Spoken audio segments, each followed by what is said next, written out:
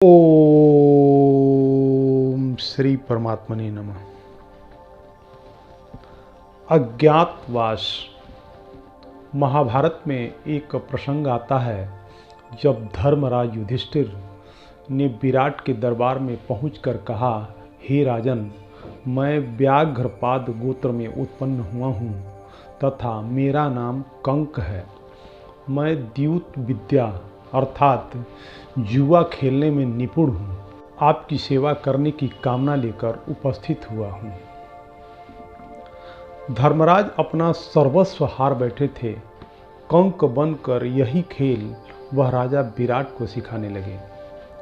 जिस बाहुबली के लिए रसोइये दिन रात भोजन परोसते थे, वह भीम बल्लभ का भेष धारण कर स्वयं रसोइया बन गया।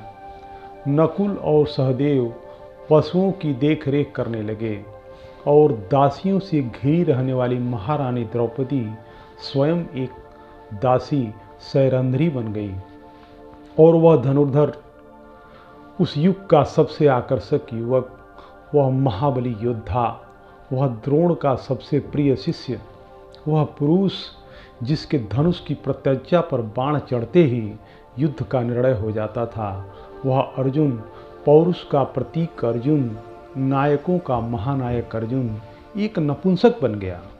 एक नपुंसक। उस युग में पौरुष को परिभाषित करने वाला अपना पौरुष त्याग कर, ओठों पर लाली लगाकर, आँखों में काजल लगाकर एक नपुंसक बृहन्नला बन गया। युधिष्ठिर राजा विराट का अपमान सहते रहे। पौरुष के प्रतीक अर्जुन एक नपुंसक सा व्यवहार करते रहे।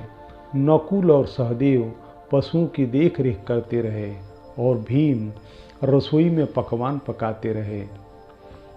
द्रौपदी एक दासी की तरह महारानी की सेवा करती रही। परिवार पर एक विपदा आई तो धर्मराज अपने परिवार को बचाने हेतु कंक बन गया। पौरुष का प्रतीक नपुंसक बन गया। एक महाबली साधारण रसोइया बन गया। पांडवों के लिए वह अज्ञातवास नहीं था। अज्ञातवास का वह काल उनके लिए अपने परिवार के प्रति अपने समर्पण की पराकाष्ठा थी। वह जिस रूप में रहे, जो अपमान सहते रहे, जिस कठिन दौर से गुजरे, उसके पीछे उनका कोई व्यक्तिगत स्वार्थ नहीं था। अज्ञातवास का वह काल परिस्थितियों को देखते हुए परिस्थितियों के अनुरूप ढल जाने का काल था। आज भी इस धरती में अज्ञातवास जी रहे न जाने कितने महायोद्धा दिखाई देते हैं। कोई धन्ना सेठ की नौकरी करते हुए उससे बेवजह गाली खा रहा है। कोई उसे अपनी बिटिया की स्कूल की फीस भरनी है। बेटी के ब्याह के लिए पैसे इकट्ठा करता बाप एक सेल्समैन बनकर दर धक्के खाकर सामान बेचता दिखाई देता है। ऐसे असंख्य पुरुष निरंतर संघर्ष से हर दिन अपना सुख दुख छोड़कर अपने परिवार के अस्तित्व की लड़ाई लड़ रहे हैं। रोजमर्रा के जीवन में किसी संघर्षशील व्यक्ति से रूबरू हो तो उसका जरूर आदर कीजिए, उसका सम्मान कीजिए। फैक्ट्री के बाहर खड़ा गार्ड, होटल में रोटी परोसता वेटर, सेठ की गालियां खाता मुनीम वास्तव में कंक, बल्लभ और बृहन्नला हैं। क्योंकि कोई भी अपनी मर्जी से संघर्ष या पीड़ा नहीं चुनता। वे सब यहाँ कर्म करते हैं। वे अज्ञातवास जी रहे हैं, परंतु वह अपमान के भागी नहीं हैं, वह प्रशंसा के पात्र हैं। यह उनकी हिम्मत है, उनकी ताकत है, उनका समर्पण है कि विपरीत परिस्थितियों में भी वह डटे हुए हैं। वह कमज़ोर नहीं हैं, उनके हालात कमज़ोर हैं, उनका वक्त कमज़ोर है। याद रहे, अज्ञातवास के बाद बृहन्नला जब पुनः अर्जुन के रूप में आए तो कौरवों का नाश कर दिया। पुनः अपना यश, अपनी कीर्ति सारे विश्व में फैला दी। तो वक्त बदलते देर नहीं लगता।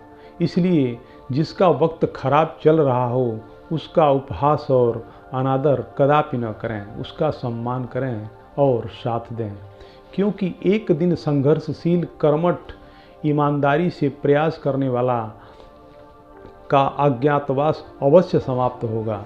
समय का चक्र घूमेगा और बृहन्नला का छद्म रूप त्याग कर धनुर्धर अर्जुन इतिहास में ऐसे अमर हो जाएंगे कि पीढ़ियों तक बच्चों के नाम उनके नाम पर रखे जाएंगे। इतिहास बृहन्नला को भूल जाएगा, इतिहास अर्जुन को याद रखेगा।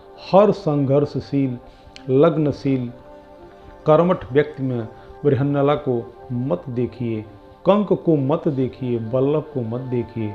हर्ष संघर्षशील व्यक्ति में धनुर्धर अर्जुन को देखिए, धर्मराज युधिष्ठिर और महाबली भीम को देखिए। उसका भरपूर सहयोग करिए, उसके ईमानदार प्रयासों को सराहें, क्योंकि याद रखना एक दिन हर संघर्षशील व्यक्ति का अज्ञातवास खत्म होगा।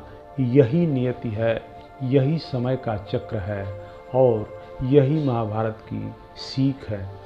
हरि ओम तत्सत।